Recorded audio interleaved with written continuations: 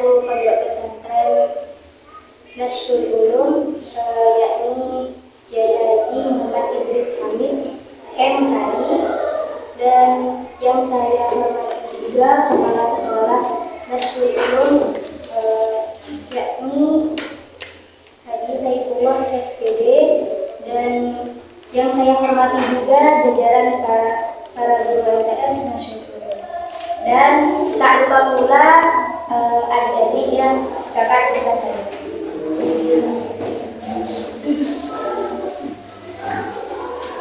Pertama-tama, marilah kita panjatkan puja dan puji syukur kehadiran Allah Subhanahu wa Ta'ala atas semua nikmat yang telah kita terima, dan yang telah menciptakan berbagai macam suku bangsa di Indonesia. Ada Jawa, ada Sunda, ada Batak, dan ada Papua. Dari Papua sampai Sumatera, sehingga kita saling mengenal dan menyapa.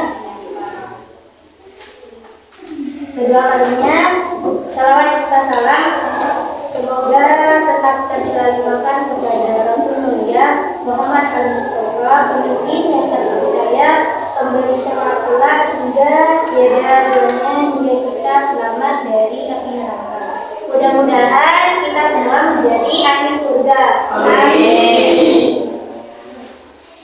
Adanya kakak di sini ingin menyampaikan sebuah pidato yang berjudul tentang moderasi beragama menjadi generasi yang mengedepankan cinta dan kasih sayang. Indonesia ini kan merupakan negara yang kaya, negara dengan berbagai macam suku, bangsa, dan agama.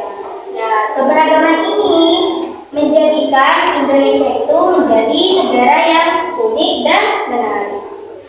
Tetapi di sisi lainnya, ketika keberagaman ini tidak dijaga dengan baik, ketika kalian tidak menjaga keberagaman ini dengan baik, maka keberagaman ini hanya akan menjadi sumber potensi konflik. Seperti apa, Kak? Nah, seperti munculnya fanatisme buta, peperangan, perlawanan, bahkan peperangan yang dapat melumpuhkan falsafah negara. Apa itu falsafah negara? Tahu nggak? Bineka Tunggal Ika. Jadi patut banyak orang, semua orang yang mengatakan bahwa Indonesia ini merupakan negara yang damai, negara yang indah, negara yang luhur, indah dalam keberagaman dan indah dalam kebersamaan. Pertanyaannya, apakah kalian rela? Apakah kalian rela bangsa yang sebesar ini, bangsa yang dibangun dengan susah payah, bangsa yang dibangun dengan cucuran keringat, bahkan pertumpahan darah para pahlawan, terus berporak-poranda karena kurangnya toleransi antar sesama manusia? Kalian rela tidak? Bagaimana caranya kita mencapai untuk membangun sikap toleransi antar sesama saat ini? Nah, jawabannya yaitu kalian harus menjadi generasi yang mengedepankan cinta dan kasih sayang. Apa itu moderasi beragama? Moderasi ini berasal dari bahasa Latin, moderatio, yang artinya itu sedang, tidak lebih dan tidak kurang. Jadi moderasi beragama itu apa? Nah, moderasi beragama itu adalah cara kita bersikap, cara kita berperilaku, cara kita memandang melalui jalan tengah dalam beragama. Supaya apa, Kak? Supaya kita ini tidak ekstrim dan tidak radikal. Lalu bagaimana caranya agar kita itu membangun moderasi beragama? Nah, jawabannya itu ada dua, dengan tasamuh dan tasawuf. Ada yang tahu tasamuh itu apa? Ya, saling menghargai perbedaan. Yang kedua yaitu tasawuf. Tasawuf itu apa? Tasawuf itu merupakan sikap moderat, sikap yang seimbang, tidak berlebihan dan juga tidak kurang dalam beragama. Seperti yang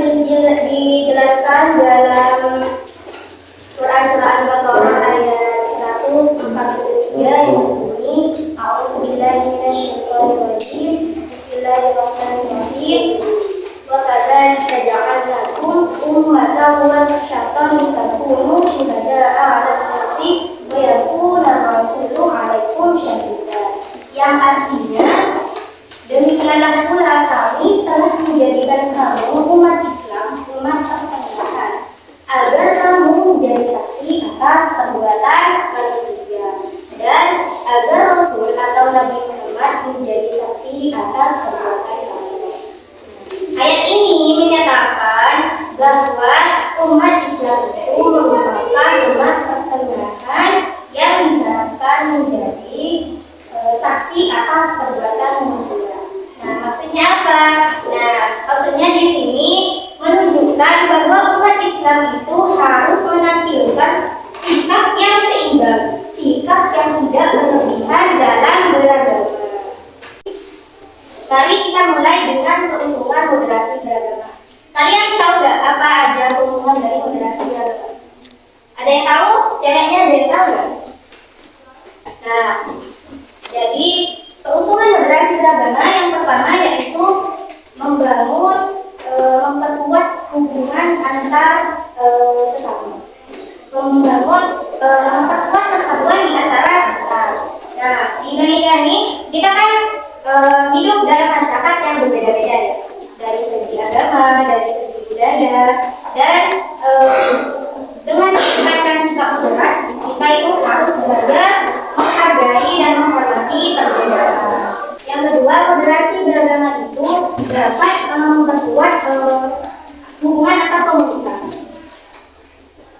Dan untuk selanjutnya, moderasi beragama itu juga dapat membuat terbuka untuk dialog dan yang secara konstruktif. Artinya kita itu lebih terbuka untuk mendengarkan pendapat orang lain. Selanjutnya yaitu moderasi beragama itu juga dapat mendorong toleransi. Nah, beragama ini tidak berarti mengorbankan prinsip-prinsip atau nilai-nilai yang kita pegang. Tapi moderasi beragama justru mengajak kita untuk memperkuat pemahaman kita terhadap agama dengan cara yang lebih inklusif dan penuh kasih sayang. Jadi mari kita menjadi generasi yang selalu mendapatkan cinta dan kasih sayang. Itu langkah-langkahnya. Untuk langkah-langkah kita untuk mendapatkan keuntungan moderasi beragama itu apa? Nah, yang pertama itu kita harus membangun toleransi sejak dini.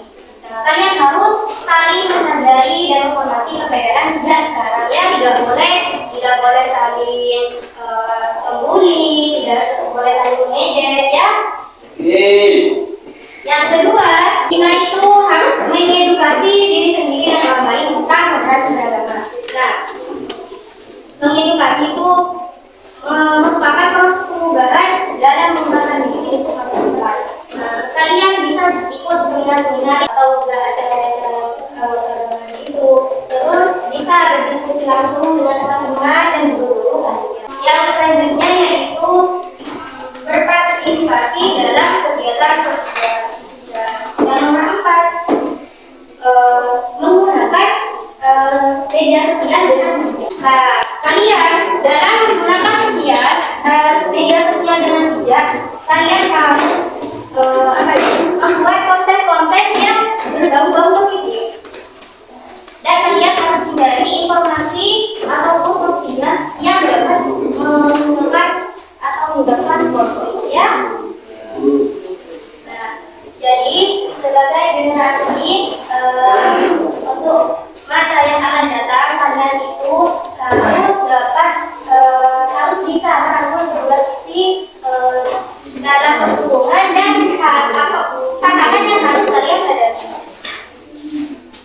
Kita tidak hanya menghargai keuntungan moderasi beragama, tetapi juga kita harus membangun lingkungan yang lebih damai, lingkungan yang aman dan damai untuk kita dan untuk generasi yang akan.